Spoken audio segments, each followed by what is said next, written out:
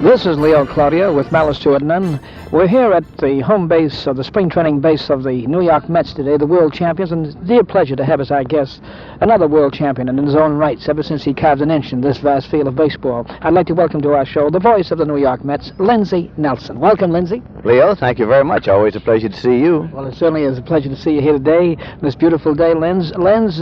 Since I last saw you, a great deal of water has gone over the dam, so to speak, and you've just ended, or recently ended, a season which will live in your memory for quite some time, no doubt. Most exciting thing that ever happened in my lifetime, and the most fun, Leo, and the only sad thing about it is that it can only happen for the first time once, and no matter what happens from now on, if they would have won it for 10 years, it can't ever be as exciting and as satisfying as that first time around. Yes, all right. It becomes second nature after that, I suppose, Lindsey. Lindsey, you've been in the radio field as a top-notch sportscaster for how many years? Well, I've been in the field, Leo, for about 30 years, and I hesitate to say that anymore because it sounds longer and longer ago.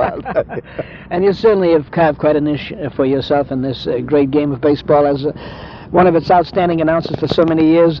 The New York Mets of 1969 amazed the world in general, and of course the Baltimore Orioles in particular. What do you think is in store for them for this coming season? Well, it's going to be interesting to see because you never know what effect success has on an individual ball player or on an aggregate of ball players. So I'm going to be interested just at the start to see exactly what the apparent effect is. Sometimes success like that will spur a ball player. Sometimes having reached a goal, it's impossible for them to put out, to expend as much energy as they have before. That's going to be the interesting thing to observe. Of course, Gil Hodges is hoping that some of the ball players who didn't have especially good years, and we had some, will have good years to make up for whatever the drop-off is in the others.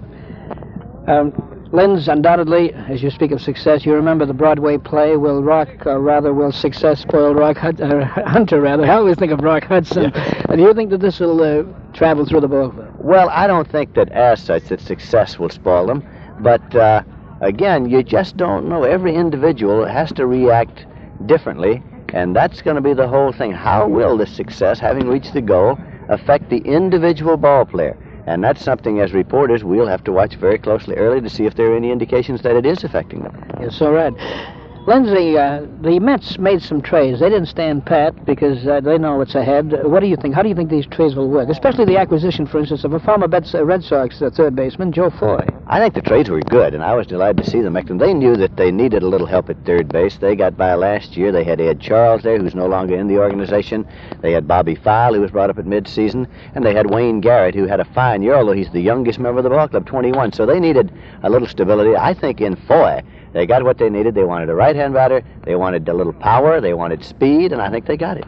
Well, Linz, I see that our time is up as much as I just like to say so, but I certainly want to thank you very much for this interview again. It's always a pleasure to see you. It's always a pleasure to listen to that tremendous voice which you have, and I think if I ever heard that voice in the dark, I'd be able to pick it out right away, so don't ever try to hide.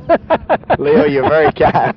Thank you very much. It certainly is a pleasure to talk to you again. This is an interview with Lindsey Nelson, the voice of the world champion New York Mets, and a champion himself for so many years in the field of broadcasting. And this brings us to the end of with Malice to It None for today. From St. Petersburg, Florida, Pace and Field, Leo Cloutier. Good day.